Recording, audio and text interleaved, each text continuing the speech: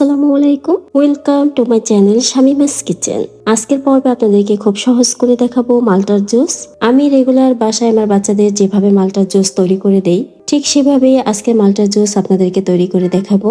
Juice বানাতে আমি এখানে দুটো মাল্টা নিয়েছি। মাল্টা চাইলে আপনারা বাড়িয়ে নিতে পারেন, কারণ জুসটা খেতে অনেক বেশি টেস্টি হয়। মালটা একটা ছুরি দিয়ে আমি যেভাবে কেটে নিচ্ছি এভাবে কেটে নেবেন। 4 টুকরো করে কেটে নিলে বেশি ভালো হয়। এমন ভাবে কেটে নিতে হবে মালটার সাদা অংশ আর মালটার বীজ যেন না থাকে। মালটার সাদা অংশ থাকলে জুস খেতে হালকা তেতো লাগবে। দুটো মালটা আমি একই ভাবে কেটে নিব।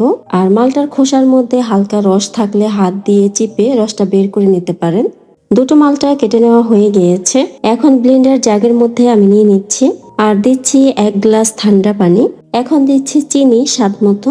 এখানে আপনারা চাইলে বিট লবণ অ্যাড করতে পারেন, তবে আমি বিট লবণ দিচ্ছি না। ভালো করে ব্লেন্ড করে নিচ্ছি।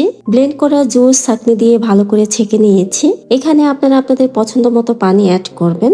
তো খুব সহজ করে আজকের মাল্টার জুস আপনাদেরকে করে দেখালাম। ভালো লেগে থাকলে বাসায় ট্রাই করে দেখতে পারেন। এভাবে বরফ দিয়ে ঠান্ডা ঠান্ডা পরিবেশন করলে বাসার ছোট থেকে বড় সবাই কিন্তু ভীষণ পছন্দ করবে। সবাই ভালো থাকবেন। আজকের ভিডিওটি সম্পূর্ণ দেখার জন্য আপনাদের অসংখ্য ধন্যবাদ।